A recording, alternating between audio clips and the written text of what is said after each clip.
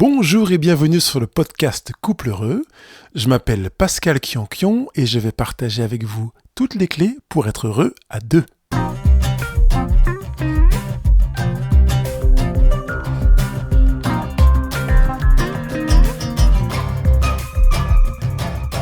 Waouh, bonjour, je suis ravi de vous retrouver. Vous êtes là, ça veut dire que vous avez décidé véritablement de continuer à investir dans la tendresse dans votre couple et c'est génial, vraiment, je vous félicite. Je vous ai laissé le vendredi, juste avant le week-end, en vous disant de profiter de ce que vous aviez découvert pendant la semaine sur la tendresse pour pouvoir peut-être faire le point, vous investir davantage.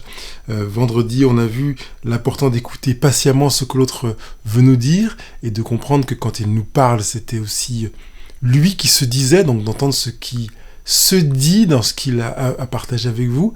Et peut-être que dans le week-end, vous avez profité de ça. En tout cas, je le souhaite vraiment parce que ça fait du bien au couple, ça fait du bien à votre couple, ça met de la tendresse, j'ai envie de dire, ça met même de l'huile dans les rouages du couple, et parfois on a tendance à négliger cela, et la tendresse, comme je disais, c'est vraiment un langage, un moyen de dire l'amour, un véhicule pour dire l'amour, et on l'a vu la semaine dernière, avec en plus les 5 langages de l'amour dont parle Gary Chapman dans son livre, les langages de l'amour justement.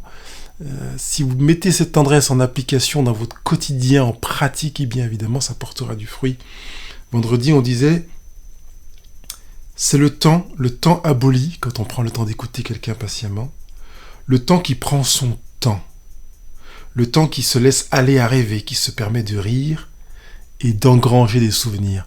Quand on prend le temps, qu'on ralentit, comme on l'a fait toute la semaine dernière, pour être attentif à une réalité du vécu de l'autre, être attentif à ce qu'il a envie de partager avec nous, à ce qu'il vit, à ce qu'il veut nous dire, à sa manière de se dire, eh bien, on donne cette dynamique à ce temps qui se laisse aller arriver, qui se permet de rire et d'engranger des souvenirs. C'est fort, c'est profond, c'est intense. Je voudrais continuer cette semaine avec, pour ce premier jour, ce lundi, eh bien, le regard. Plonger son regard dans les yeux de l'autre et se laisser guider pour aller là où il veut nous conduire. Là où il veut nous conduire. C'est pas toujours évident, je sais, dans mon couple, moi, depuis qu'on est ensemble, j'ai eu besoin ou envie de prendre le volant. C'est vraiment une chose qui me caractérise, j'aime conduire. Et dans le couple, la tendance peut être la même de vouloir diriger les choses et d'être dans un rapport de force, comme on l'a déjà évoqué la semaine dernière. Et ici, l'idée est d'être capable de plonger son regard dans les yeux de l'autre pour se laisser conduire. Qu'est-ce que ça veut dire ?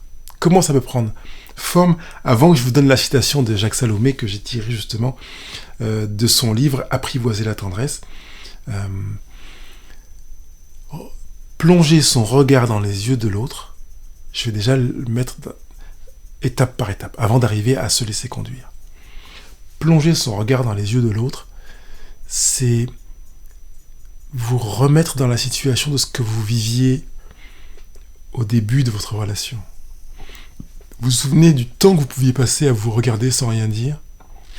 Vous vous souvenez des moments où votre conjoint, c'était pas encore votre conjoint, mais vous, au tout début, quand vous essayiez de le prendre, entre guillemets, dans vos filets, que vous étiez pris en flagrant délit en train de le ou de la mater. Est-ce que ça vous arrive encore ? Je le souhaite. Très sincèrement, même si j'ai des difficultés dans certains domaines, comme je l'ai évoqué la semaine dernière, des galères dans mon couple, j'ai voulu instaurer cette idée de continuer à mater mon conjoint.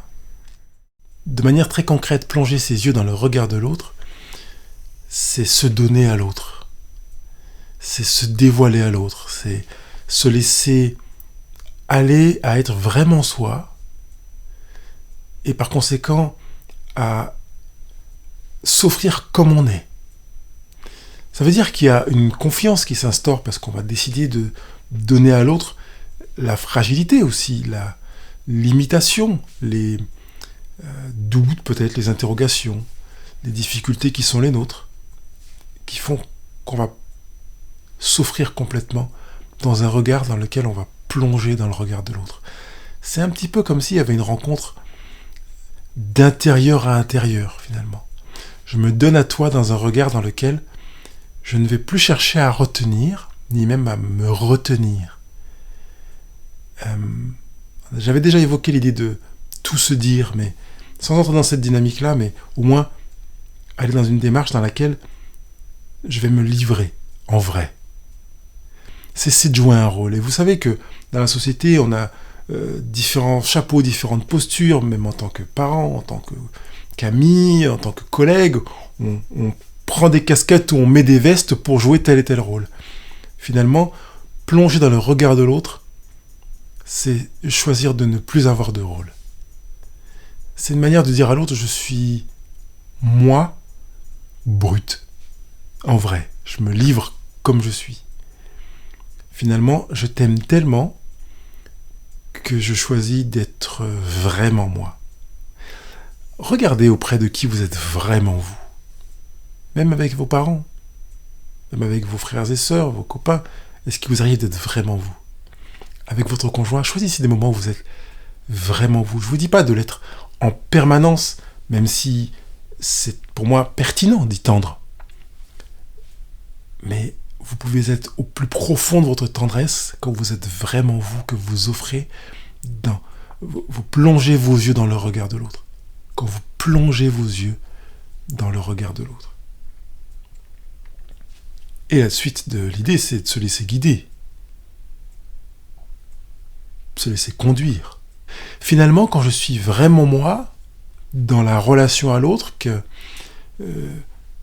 je me déshabille pleinement, eh bien, la rencontre authentique, profonde, peut se produire.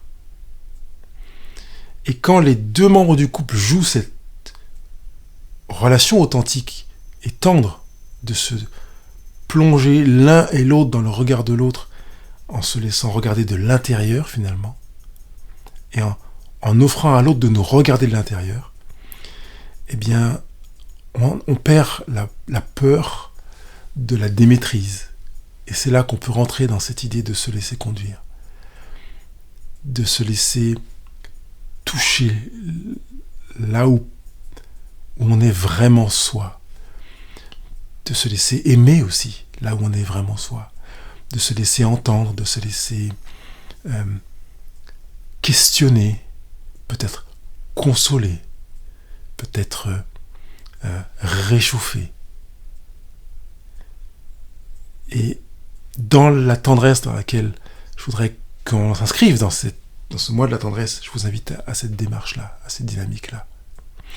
Je vous livre la citation de Jacques Salomé, évidemment, comme je vous l'ai dit tout à l'heure, tirée du livre Apprivoiser la tendresse. Il dit ceci: la tendresse est, avant toute chose, un regard, et plus encore, une qualité du regard qui se développera en contact, en échange et en partage. Quand on est dans cette réalité dynamique de se plonger dans le regard de l'autre, de s'offrir dans un regard que l'on met dans les yeux de l'autre, eh bien on est dans cette capacité du partage vraiment, de la rencontre. Et cette troisième entité qu'est le couple, qui est l'addition d'un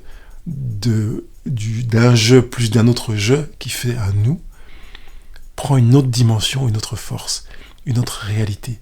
Vivez cela dans ces 24 heures qui sont devant vous, vous plongez dans le regard de l'autre, en vous livrant vraiment vous-même. Ça veut dire que vous avez besoin de vous débarrasser des éventuels parasites, des préoccupations qui sont autour pour prendre ce temps et décider que ce temps durera le temps qu'il voudra durer, sans regarder la montre. Regardez-vous vraiment profondément, intensément.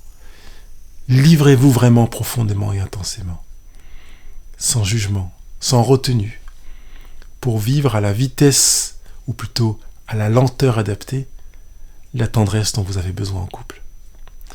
Belle journée. Je vous remercie d'avoir pris le temps d'écouter cette émission. Elle vous a fait du bien ? Alors allez sur iTunes ou Google Podcast et donnez votre avis en mettant 5 étoiles, ce sera vraiment sympa de votre part. Si vous voulez partager ce podcast, c'est facile. Une fois dans votre application podcast, choisissez le pictogramme partager et envoyez le lien à vos amis. Surtout, n'oubliez pas de me laisser des commentaires et vos questions juste en bas de l'émission. Je me ferai un plaisir de vous lire. Je vous dis à bientôt.